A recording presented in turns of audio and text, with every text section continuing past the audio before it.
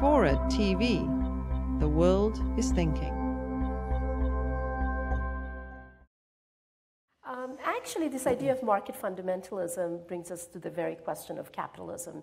And you've also articulated really beautifully in the book about this notion of capitalism, to paraphrase Churchill, that it may be the worst form, but all else have failed, sort of paraphrasing democracy, make it apply to capitalism.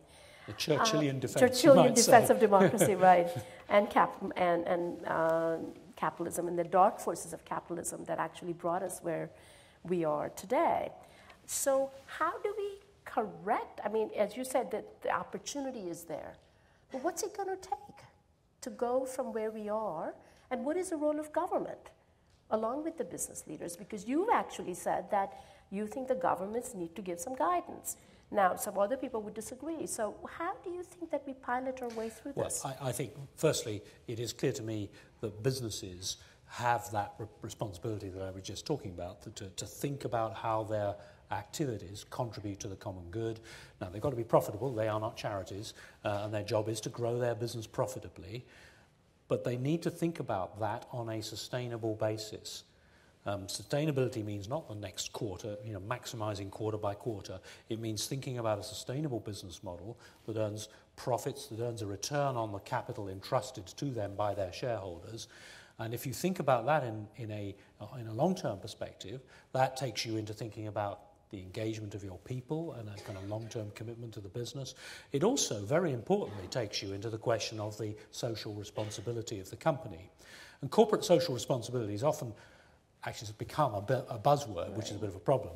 And it's certainly often talked about as though it was a kind of adjunct to the real business of the company. I'll do that, and then I'll be fine. And then that'll keep the activists off my back. Right. Well, no. Actually, this is to the core of the raison d'etre of the business.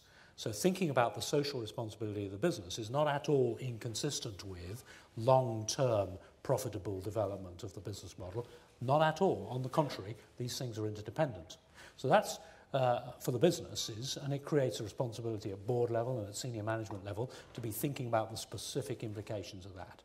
And then as to government, one of the characteristics of market fundamentalism, in its extreme form anyway, was a belief that the markets are self-policing, and the more they're left alone, the better everybody will be.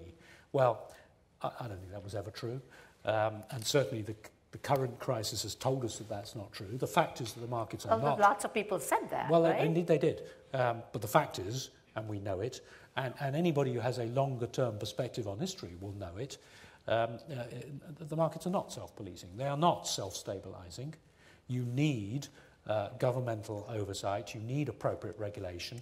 There are all sorts of wrong ways to do regulation, of course, but there is no sense, in my view, that you can run complex modern economies and complex modern markets without a fairly extensive and carefully calibrated governmental involvement. So absolutely, governments have a role, so do businesses, and so, of course, do individuals.